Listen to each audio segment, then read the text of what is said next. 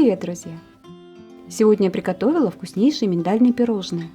Такие песочные полоски продавались раньше во многих магазинах. Их называли краковские пирожные. Сейчас их трудно найти в продаже, но можно приготовить такие пирожные дома и вспомнить давно забытый вкус детства. В тарелку добавляю муку, высыпаю разрыхлитель и перемешиваю венчиком. К сливочному маслу комнатной температуры добавляю щепотку соли. Взбиваю маслом миксером до пышности. Высыпаю сахарную пудру и добавляю ванильный сахар. Немного перемешиваю лопаткой и начинаю взбивать миксером. Масса должна посветлеть и увеличиться в объеме. Если вместо пудры добавлять сахар, лучше, если он будет мелкий. Добавляю в смесь по очереди 2 желтка. После каждого взбиваю примерно по 1 минуте. Зачищаю стенки тарелки, чтобы продукты перемешивались равномерно. Просеиваю в тарелку часть подготовленной муки. Лопаткой замешиваю мягкое тесто.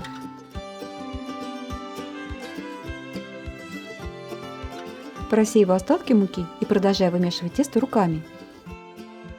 Вымешиваю недолго, как только продукты соединяются, собираю их в комок. Получается очень нежное песочное тесто. Тесто я раскатываю сразу на пергаменте. Ширина пласта 26 на 19 см.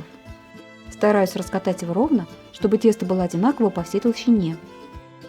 Выравниваю края пласта скребком для теста. Песочное тесто очень рассыпчатое. Если где-то его не хватает, то можно добавить кусочек теста, оно легко объединяется в одно целое. Полученный пласт я аккуратно перетягиваю на противень. Накалываю тесто вилкой, чтобы оно не вздувалось при выпечке.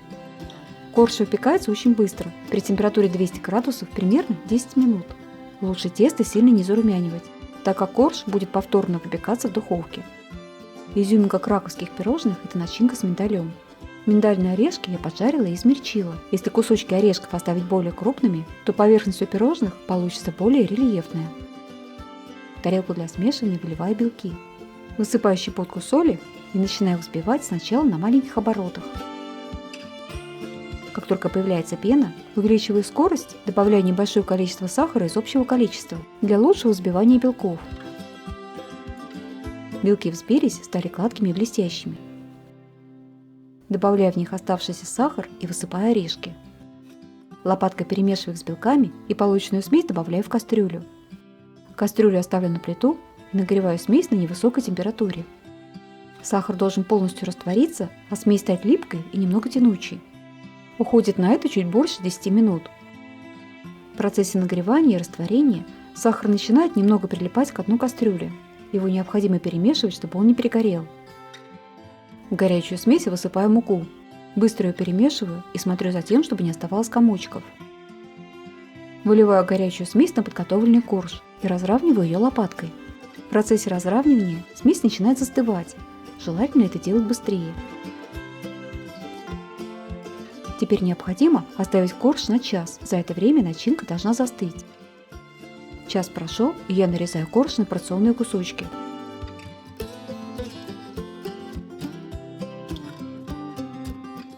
Смотрите, какие они получаются красивые.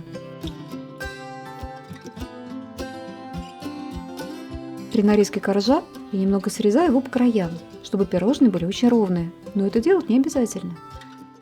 Выкладываю все заготовки на противень и ставлю его в заранее разогретую духовку.